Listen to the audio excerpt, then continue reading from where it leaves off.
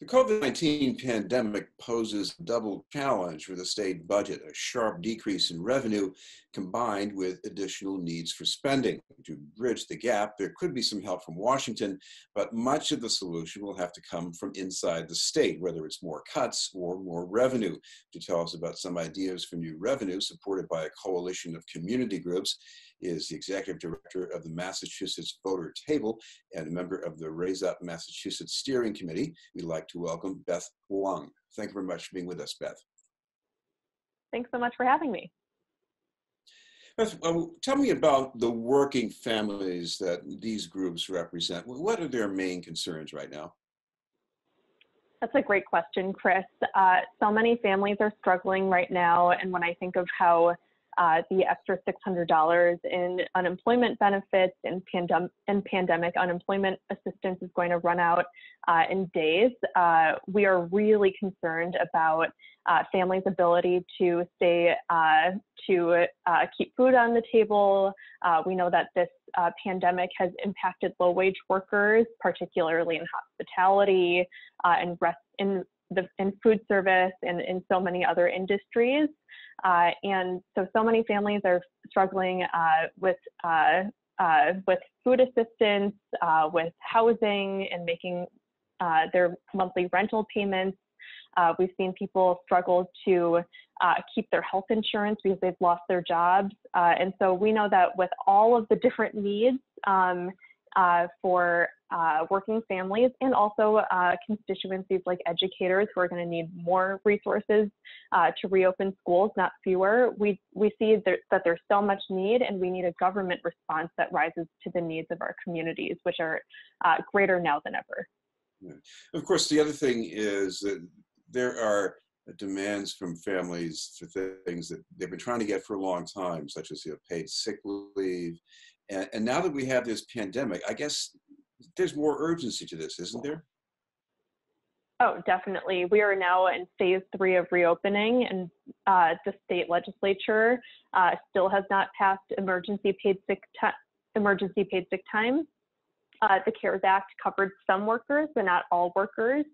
And so we want to make sure that every worker in Massachusetts can afford to take time off for the 2 weeks that is recommended for quarantine.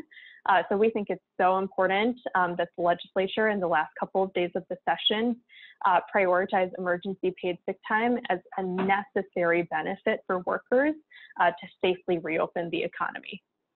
Well, one of the other things you have to contend with right now is the shortfall in revenue, mainly because of the economic fallout from the pandemic.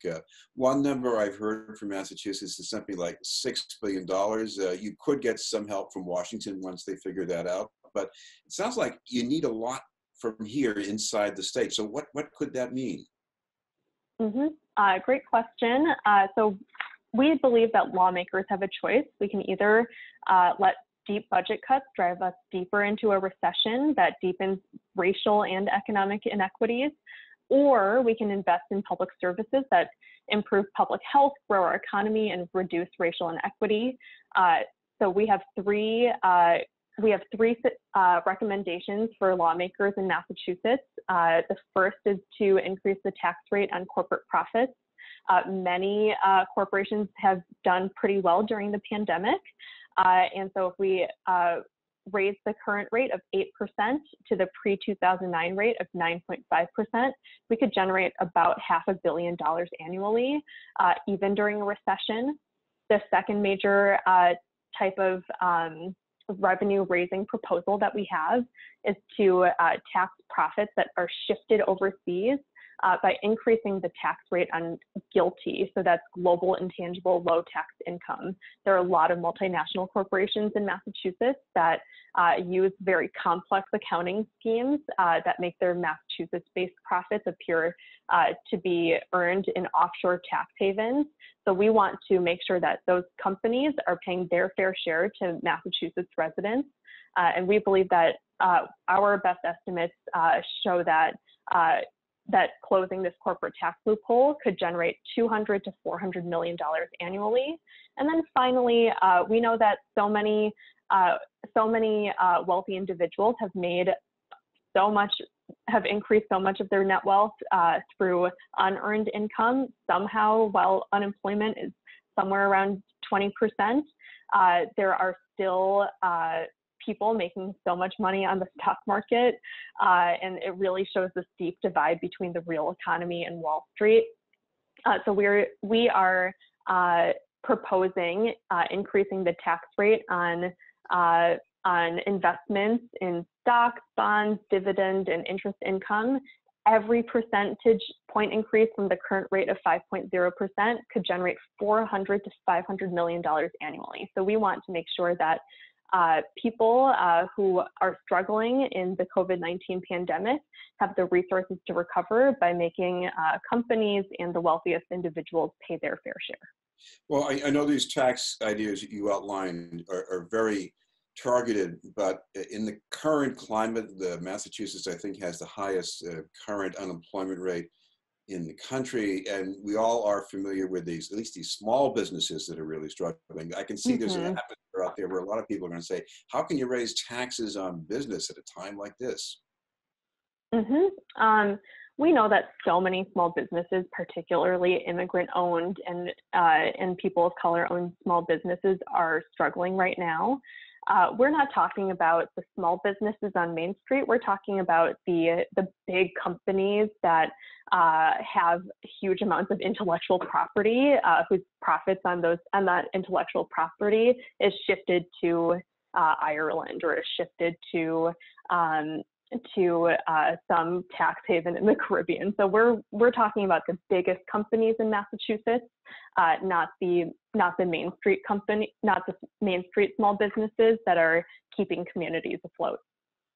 Well, the alternative to new taxes is more austerity. You shut more things down.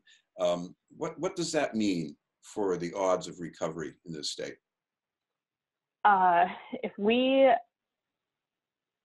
If we make cuts to essential services like schools, like rental assistance, to Medicaid and more, I have no idea how we're ever going to recover from the pandemic. Or perhaps we'll have a group of people who are working from home for years, and then we have a group of working class families and communities who are still packed on crowded buses that have reduced schedules, who are still spreading COVID-19, whose kids are forced to go to schools or crowded childcare centers because there aren't any solutions for taking care of kids during this time. I don't see how we get out of this crisis without very significant investment in the public good.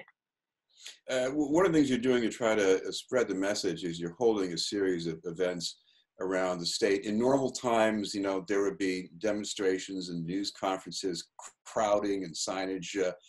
You have to do it differently now. So what does that mean? We have regional launches happening across the state, everywhere from New Bedford to Framingham to Franklin County and more. So we have launches happening across the state. I was organizing our first launch that happened on Tax Day 1 week ago in Nubian Square, and we brought together activists from the Movement for Black Lives, educators in Boston Public Schools, T riders, and many other community members to share what a just recovery would look like for them. And we are running these socially distanced rallies across the state.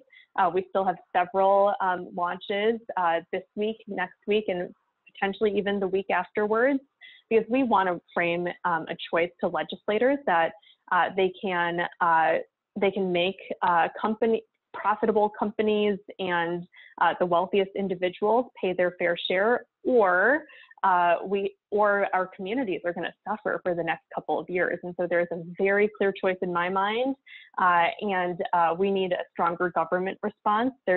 I've been so impressed with the work that mutual aid networks have have done across the state, especially in working class communities and communities of color. And to be honest, the most that these mutual aid networks can really do are provide food assistance, which many of these organizations have moved mountains to provide food assistance to needy families. But these mutual aid networks really run into a barrier for providing rental assistance, for providing access to healthcare, for finding a solution to childcare and education. These are all responsibilities of state government and sometimes local government. And that's why we need the state legislature to act and raise progressive revenue from those who are actually doing pretty well during this crisis, so that the communities that are struggling the most get the resources that they need to recover. Finally, Beth, if people want some more information, whether it's about launches or following up, what's the best way for them to find that, maybe? Great. The best way to find that is by going to raiseupma.org/invest. And so you'll find fact sheets in English, Spanish, and Chinese. On that website, you'll see a petition to Massachusetts lawmakers and more information about the 3 types of proposals that we have to raise progressive revenue.